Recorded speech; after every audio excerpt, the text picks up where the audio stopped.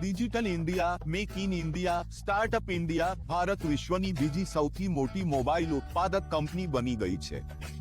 AI એ digital ઇન્ડિયાથી આગળનું પગલું છે. ભારતના બંધારણના વિદ્યાર્થીના તરીકે અમને ભારતના ન્યાયતંત્ર પર ખૂબ ગર્વ છે. એક મજબૂત ન્યાયતંત્ર ખૂબ જ મહત્વપૂર્ણ છે.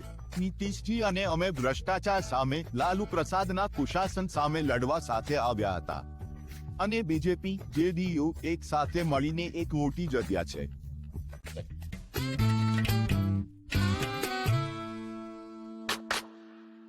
અભિયાનની મધ્યમાં અમારી સાથે જોડાવા તમારો ખૂબ ખૂબ આભાર. આભાર. તમારા જીવનમાં એકવાર માટે તમે સખત મહેનત કરી રહ્યા છો. તે એક ચર્ચાસ્પદ પ્રશ્ન છે. એટલે કે 50-50. ના, પણ મેં તમારા સારા મિત્ર શત્રુઘ્ન સિન્હાને 2019માં લગભગ 3 લાખ મતોથી હરાવ્યા એવું હતું ને. મેં થોડી મહેનત કરી. ક્યારેક મેં ક્યારેય તેમનું નામ લીધું નથી. ક્યારેક હા ના, તમે કોર્ટમાં ઘણી મહેનત કરી છે અને કેટલાક મોટા કેસ સંભાળ્યા છે. પરંતુ આ ચૂંટણીમાં અત્યારે આવીને તમે મેનિફેસ્ટો બહાર પાડ્યો. મને મેનિફેસ્ટોમાં 3 મુખ્ય મુદ્દાઓ આપો. સૌ પ્રથમ અમે જે કર્યું છે અમે બોલ્યા છે. મુખ્ય મુદ્દાઓ જેમ કે કલમ 370, 3 તલાક પહેલેથી જ ઇતિહાસ છે. રામ મંદિર, digital India, make in India, startup India, Bharat વિશ્વની બીજી સૌથી મોટી મોબાઈલ ઉત્પાદક કંપની બની ગઈ છે. ભારતની ડિજિટલ અર્થવ્યવસ્થા, ડિજિટલ ચૂકવણી અને જે રીતે 11 કરોડ ખેડૂતોને દર વર્ષે 6,000 રૂપિયા આપવામાં આવે છે, મહિલા સશક્તિકરણ, આ બધી વાતો કરવામાં આવે છે. ભાવિ રોડમેપ શું છે? જો તમે મને પૂછો તો 3-4 બાબતો ભારતને ઓટોમોબાઈલથી લઈને સેમિકન્ડક્ટર સુધી, ડિજિટલ ટેકનોલોજીના અન્ય સ્વરૂપો સુધી ઉત્પાદનનું વૈશ્વિક હબ બનાવશે. અને તેને એક મોટું ડિજિટલ લોજિસ્ટિકલ સેન્ટર પણ બનાવી રહ્યું છે. કારણ એ છે કે જેમ જેમ દુનિયા બદલાઈ રહી છે તેમ તેમ દુનિયા નવી તકો શોધી રહી છે. જો ભારત બનાવી શકે તો તમે જાણો છો વાયરસ ક્યાંથી આવ્યો હતો અને આખરે મેડ ઇન ઇન્ડિયા રસી કોરોનાના કિસ્સામાં ઉપલબ્ધ હતી કે નહીં. 250 કરોડ ડોઝ અપાયા કે નહીં. હું ટેલિકોમ આઈટી મિનેસોટા તરીકે કામ કરતો હતો, તે મોબાઈલ ફોન પર ઉપલબ્ધ હતો, એ જ અનુભવ છે. 5G આવી ગયું છે, તેથી ઓટોમોબાઈલ ભારત વિશ્વમાં બીજા નંબરનું સૌથી મોટું બની ગયું છે. તેથી ઔદ્યોગિક ઇન્ફ્રાસ્ટ્રક્ચરથી લઈને નવી ડિજિટલ ટેકનોલોજી સુધી આ તમામ ભારતના લોજિસ્ટિકલ સેન્ટરને બહાર કાઢવા જઈ રહ્યા છે અને એક મોટી સંભાવનાને બહાર કાઢવા જઈ રહ્યા છે. ખાસ કરીને એક વસ્તુ જે મેં જોયું જેમાં પ્રચંડ સંભાવના છે, ભારતના દરિયાઈ અને માછીમારી ઇકોસિસ્ટમનું વિસ્તરણ. આ બધી બાબતોમાં કુશળતા અને આ કૃષિ અને બધી વસ્તુઓ સિવાય વિકાસના નવા ક્ષેત્રો છે, તે ચોક્કસપણે છે. મેં ફક્ત ઉલ્લેખિત કેટલાક મુખ્ય મુદ્દાઓ. અયોધ્યાને વિશ્વનું એક મોટું શહેર બનાવવું, ભારતની ધરોહરને સંવર્ધન કરવા ઉપરાંત તેમાં પ્રવાસન ક્ષમતા. શું તમે AI આર્ટિફિશિયલ ઇન્ટેલિજન્સ પર ધ્યાન કેન્દ્રિત કરી રહ્યા છો? ચોક્કસ, શા માટે નહીં? એઆઈ એ ભવિષ્ય છે. એઆઈ એ ડિજિટલ ઇન્ડિયાથી આગળનું પગલું છે. એક ખાસ ડેટા રોએ તમારે યાદ રાખવો જોઈએ, ભારતની વસ્તી 140 કરોડની નજીક છે. ભારતમાં લગભગ 140 કરોડના મોબાઈલ ફોન છે. ભારતમાં 90 કરોડ જેટલા સ્માર્ટફોન છે, મૂવિંગ કોમ્પ્યુટર છે. ભારતમાં 135 કરોડની આસપાસ આધાર કાર્ડ છે. આ બધા આધાર બનાવે છે. એઆઈ એ પ્રગતિ છે, પરંતુ એક ચેતવણી સાથે.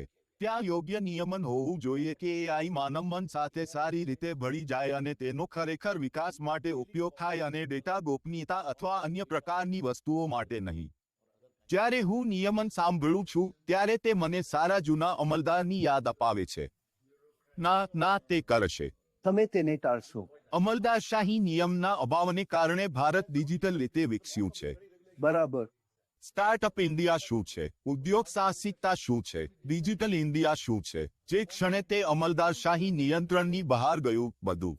પટનામાં હું માત્ર એક કોમન સર્વિસ સેન્ટર જ નહીં પરંતુ બીપીઓ પણ લાવ્યો છું, જ્યાં મુસ્લિમ સમુદાય સહિતની યુવતીઓ અભ્યાસ કરી રહી છે, કમ્પ્યુટર સાથે રમી રહી છે. અને તે મને સંતોષ આપે છે. તે રીતે આપણે તે કરવાનું છે.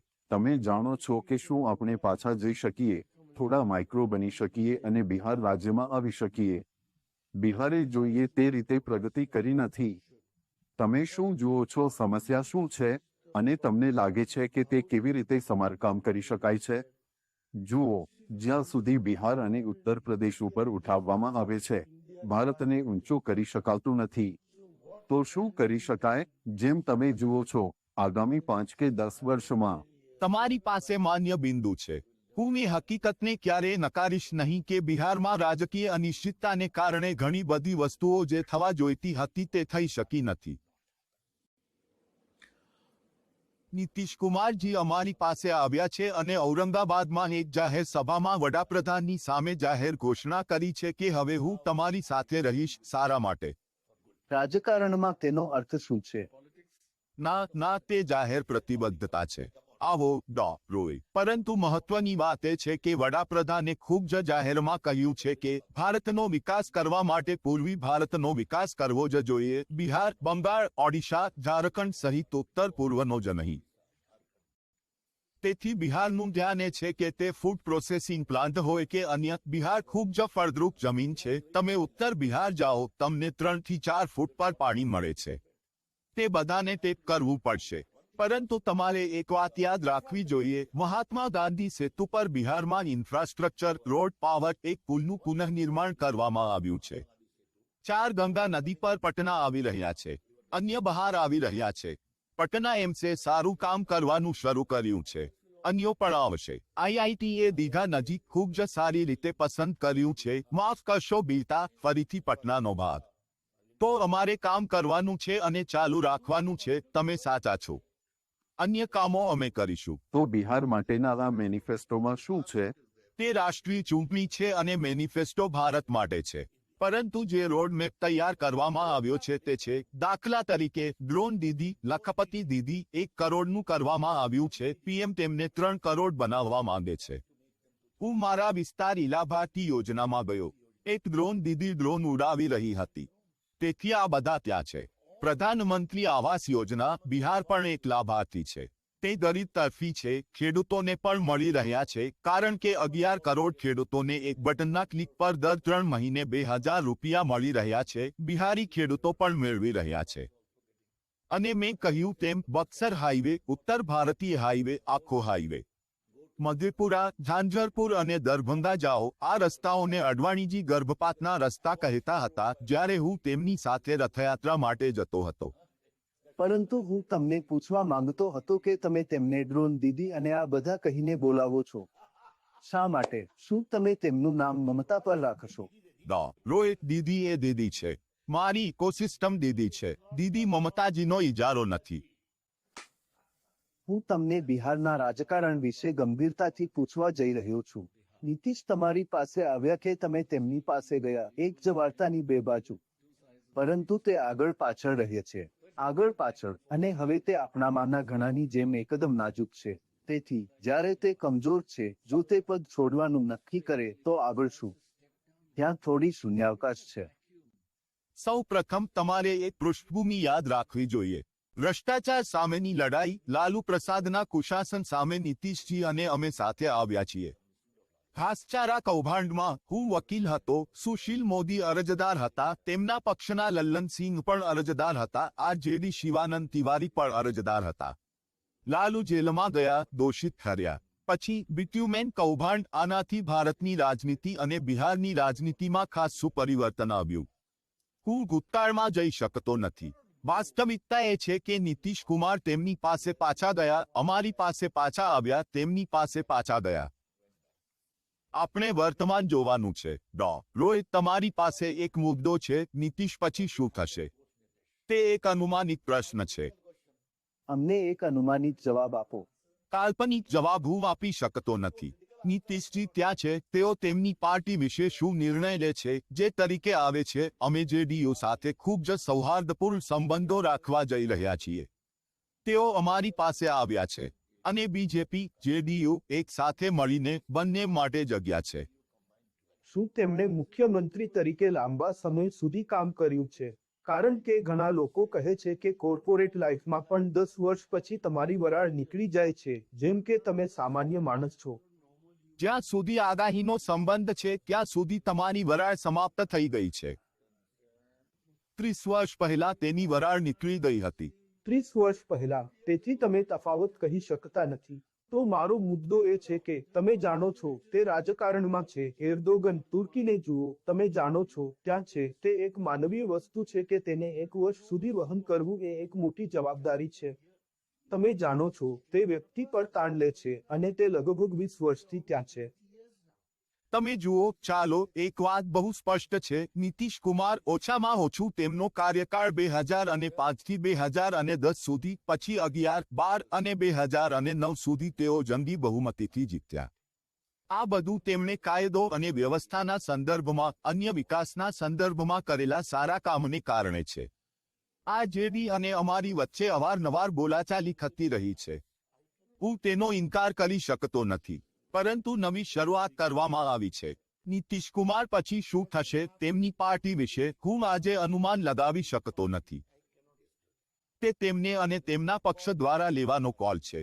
હું ભાજપના કાર્યકર તરીકે આ બિંદુએ માત્ર એટલું જ કહી શકું છું કે અમારા સંબંધો ચાલુ રહેશે. મેનિફેસ્ટોમાં તમે કહ્યું છે કે તમે મફત રાશન યોજનાને વધુ 5 વર્ષ સુધી લંબાવવાના છો, પરંતુ તમે કહ્યું નથી કે આને ટકાવી રાખવા માટે તમે ક્યાંથી આવક મેળવશો. તમારા માટે આ એક ખૂબ જ વાસી પ્રશ્ન છે. તે એક સારો પ્રશ્ન છે. તમે તેને પહેલા દિવસથી પૂછી રહ્યા છો અને તમે ક્યારેય તેનો જવાબ આપ્યો નથી. અમે 11મા અર્થતંત્રથી 5મા સુધીના અમારા આર્થિક પ્રદર્શન દ્વારા તેનો જવાબ આપ્યો છે. દેશમાં ત્રીજા સૌથી વધુ એફડીઆઈ બનવાના માર્ગ પર. દેશમાં સૌથી વધુ એફડીઆઈ? ના, તે દુનિયામાં બિલકુલ નથી. ના, મારી વાત સાંભળ. મને આ પ્રશ્ન સામે મૂળભૂત વાંધો છે. જ્યારે ગરીબ તરફી પગલાં લેવામાં આવે ત્યારે જ તે શા માટે ઉઠાવવામાં આવે છે? શા માટે? ક્યારે શું, સાહેબ? જ્યારે ગરીબ તરફી પગલાં લેવામાં આવે છે. ઓહ, આજે ગરીબ લોકો ખુશ છે. તેમને ખાવા માટે ભોજન મળી રહ્યું છે અને પ્રતિબદ્ધતા ત્યાં છે. ચાલો તેને આવકારીએ. તેઓ ખૂબ જ ખુશ છે. તેઓ ખૂબ ખુશ છે અને અમને ખૂબ ગર્વ છે કે અમારી સરકાર ગરીબ તરફી છે. એક જૂની કહેવત છે કે તમે જાણો છો તેને માછલી આપવા કરતાં માછલી પકડવી વધુ સારું છે. તેથી આખરે અમે આ લોકોને માછલી પકડવા માટે મેળવ્યા. હા, તમે ખૂબ જ સાચા છો.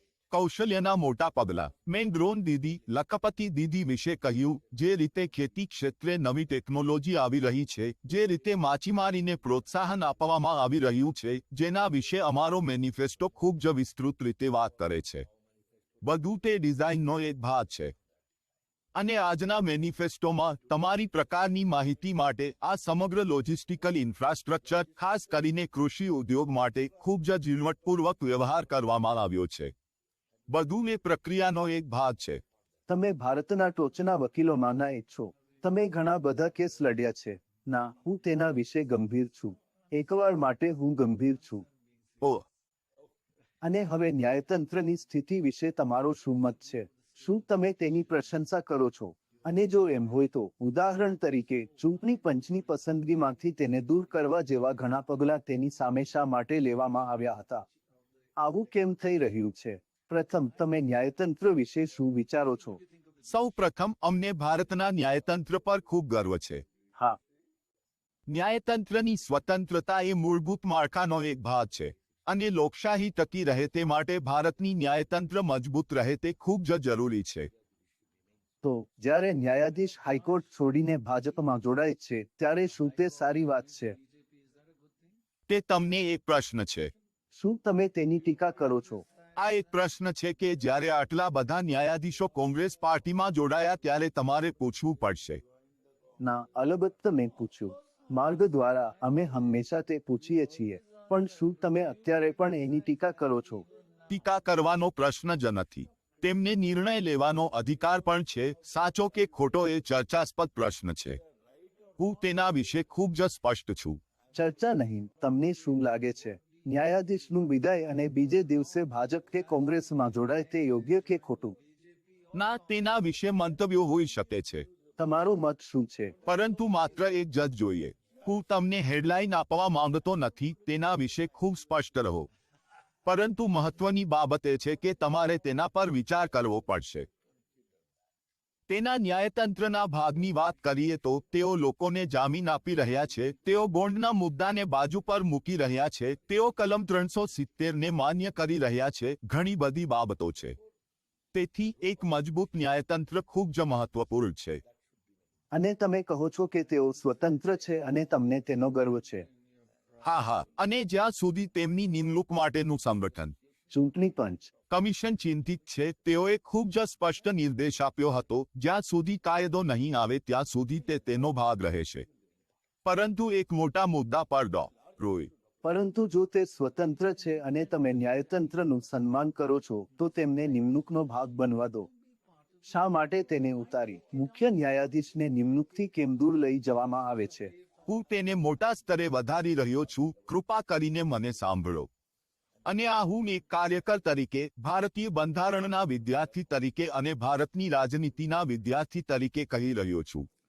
જો ન્યાયાધીશોનું સંગઠન નિષ્પક્ષતાની બાંયધરી છે તો શાસનના તમામ ધારાધોરણોમાં તેમનું જોડાણ હોવું જોઈએ. મેં સંસદમાં કહ્યું હતું કે ભારતના વડાપ્રધાનને લોકો શા માટે પસંદ કરે છે. હવે તમામ રાજકીય શેડ્સ તેનો એક ભાગ બની ગયા છે. તે દેશ ચલાવે છે, તે ભારતની સૈન્ય, વ્યૂહાત્મક, નાણાકીય સુરક્ષા લે છે. પરંતુ કોના પર ચેક એન્ડ બેલેન્સ ન હોવું જોઈએ? મને કોંગ્રેસ, ભાજપ કોઈની પરવા નથી. ચૂંટણીના લોકતાંત્રિક વડાની નિમણૂક કરતા કોઈ પણ વડાપ્રધાનને ચેક અને બેલેન્સની જરૂર હોય છે. હા, તેઓ ત્યાં છે. પરંતુ તેઓ ચીફ જસ્ટિસને તેમાંથી હટાવે છે. હવે તમે આ પ્રશ્ન પૂછો છો, કૃપા કરીને મને સાંભળો. હા, માફ કરશો. વડાપ્રધાન અને તેમની પાર્ટી લોકો દ્વારા ચૂંટાય છે અને લોકો દ્વારા પરાજિત થાય છે. સાચો. પ્રથમ ચેક અને બેલેન્સ. બીજું ચેક અને બેલેન્સ છે તમે લોકો કૌભાંડથી લઈને નબળાઈઓ સુધી દરેક બાબતમાં પ્રશ્નો ઉઠાવતા રહો. તે ત્યાં છે. મીડિયા. હા, દેખીતી રીતે, શા માટે નહીં? ત્રીજું છે તમારી સંસદીય સમિતિઓ, સંસદમાં પ્રશ્નો પૂછવામાં આવે છે. હવે આ પ્રકારે લોકતાંત્રિક પ્રક્રિયાનું સમગ્ર મોનિટરિંગ. PIL, હું તમને કહેવાનું ભૂલી ગયો. માય લોર્ડ ત્યાં બેસીને PIL પર ટિપ્પણી કરે છે. તે પણ ત્યાં છે. સાચો. તે પણ ઘણી રીતે યોગ્ય બાબત છે. પણ મને તમારી વાત સાથે ખૂબ જ મૂળભૂત તફાવત છે. મારી પાસે હા, તે મારો આધાર નથી. તે માત્ર એક પ્રશ્ન છે. પરંતુ તમે તેનું પુનરાવર્તન કરો છો. ન્યાયાધીશની માત્ર સંગત નિષ્પક્ષતાની ગેરંટી છે, તે એક ચર્ચાસ્પદ પ્રશ્ન છે. એવું ક્યારેય કહ્યું નથી. શા માટે? હું તમને કહું છું. આમાંના ઘણા નિર્ણયોમાં રાજકીય રંગ પણ હોય છે, અથવા રાજકીય અસરો અથવા રાજકીય પરિણામો. તેની સાથે માનનીય ન્યાયાધીશોનું જોડાણ. શા માટે તેમને આ બાબતોનો પર્દાફાશ કરવો? તે હિતની બહાર હતું. તેને બચાવવા માટે કે તમે તેને તેમાંથી દૂર કર્યો. તે છે. તમે હવે છો. વકીલ સાથે ક્યારેય દલીલ ન કરો. હું તમને જ કહું છું. હવે તમે મને સંદર્ભની બહાર ટાંકી રહ્યા છો. હું માત્ર ન્યાયાધીશોની સંસ્થાકીય અખંડિતતાને બચાવવાનો પ્રયાસ કરી રહ્યો છું. રાજકીય નિર્ણય લેવામાં સમસ્યાઓ છે. મને ખૂબ જ મૂળભૂત વાંધો છે, રોય, અને હું રેકોર્ડ પર છું કે ન્યાયાધીશોનું સંગઠન એ લોકશાહીમાં સંસ્થાકીય કામગીરીની બાંયધરી છે જે તદ્દન અયોગ્ય છે. અને તે ક્યારેય આંબેડકર કે નહેરુ કે રાજેન્દ્ર પ્રસાદનો ખ્યાલ નહોતો. સંસદીય ચર્ચામાં જાઓ. આ એવી રચનાઓ છે જે મોટાભાગે જવાબદારીની શોધ કરનારા લોકો છે જેઓ પોતે બિનજવાબદાર છે. મને ખૂબ જ મૂળભૂત વાંધો છે, રોય, અને હું રેકોર્ડ પર છું કે ન્યાયાધીશોનું સંગઠન લોકશાહીમાં સંસ્થાકીય કામગીરીની બાંયધરી છે. તે ઘોર અન્યાય છે. અને તે ક્યારેય આંબેડકર કે નહેરુ કે રાજેન્દ્ર પ્રસાદનો ખ્યાલ નહોતો. સંસદીય ચર્ચામાં જાઓ. આ એવી રચનાઓ છે જે મોટાભાગે જવાબદારીની શોધ કરનારા લોકો છે જેઓ પોતે બિનજવાબદાર છે. તો તમે કહો છો કે ભારતના ચૂંટણી કમિશનરની પસંદગીમાંથી ચીફ જસ્ટિસને હટાવવા એ સારી વાત હતી. શું તે સારી બાબત છે? તે તમારું અનુમાન છે. ના, તે સારી વસ્તુ છે કે ખરાબ? તે તમારું અનુમાન છે. મારા મોંમાં શબ્દો ન નાખો. મેં માત્ર એટલું જ કહ્યું કે જ્યાં સુધી કાયદો પસાર ન થાય ત્યાં સુધી તેઓએ એડહોક વ્યવસ્થા કરી છે. કાયદો પસાર કરવામાં આવ્યો છે. કેટલાકે તેને પડકાર્યો છે અને કોર્ટ નિર્ણય લેશે. શું તમને લાગે છે કે અમુક હોદ્દાઓ જેમ કે મુખ્ય ચૂંટણી કમિશનર શ્રી દિલ કોંગ્રેસમાં જોડાયા? મારો પ્રશ્ન એ છે કે તમને લાગે છે કે અમુક હોદ્દાઓ, કહો કે જો હું 60 વર્ષની ઉંમર પછી 5 વર્ષ માટે IAS અધિકારી હોઉં તો કની જ નહીં? તમારી પાસે એક બિંદુ છે. તમારી પાસે એક બિંદુ છે. હું તમારી સાથે સહમત છું. તમારી પાસે એક મુદ્દો છે. તેની પાસે કેવી રીતે બિંદુ છે અને મારી પાસે બિંદુ નથી? ત્યારે દેશ કોણ ચલાવશે? ચૂંટણી અધિકારીઓ ક્યાંથી મળશે? તમે તેમને ક્યાંથી મેળવશો? જ્યારે તમે મુખ્ય માહિતી કમિશનરની નિમણૂક કરી ત્યારે તમને તમારા વડા ક્યાંથી મળ્યા? તમને શૈલેષ ગાંધી નામનો માણસ મળ્યો? તમને તેઓ સિવિલ સોસાયટીમાંથી મળશે, તમારા જેવા વકીલો જે રાજકારણમાં નથી. આખરે વૈવિધ્યસભર વિશાળ દેશમાં 90 કરોડ મતદારો, 10 લાખ બુથમાં ચૂંટણી યોજવા માટે પણ દેશનો થોડો વ્યવહારુ અનુભવ જરૂરી છે. હું તમને વિનંતી કરું છું કે તમે ધ પ્રિન્ટ પર જાઓ અને ચૂંટણી પંચ પર મારો એક લેખ વાંચો. ઠીક છે, ઠીક છે. હું તેમાંથી પસાર થઈશ. પરંતુ ચૂંટણી પંચ માટે આજનો દિવસ નથી. પછી તેઓ ચૂંટણી અટકાવશે. અને તેઓ મને પૂછશે કે ઉમેદવાર તરીકે તમે ડો. રોય અને દોરાબ સાથે કેવી રીતે ચર્ચામાં ગયા? આદર્શ આચાર સંહિતા ગઈ. કેસોના ઢગલા થવાની સમસ્યા શું મેનિફેસ્ટોમાં આ મુદ્દાને ઉકેલવા માટે કહી છે? હા, ન્યાયિક પર એક આખું પ્રકરણ છે. સુધારા અને ઝડપી ટ્રેકિંગ. અમે 6મી જૂન પછી તેના વિશે વાત કરીશું. અમારી સરકાર આવવા દો, જે મને ખાતરી છે કે મજબૂત બહુમતી સાથે આવશે. ખૂબ ખૂબ આભાર. આભાર.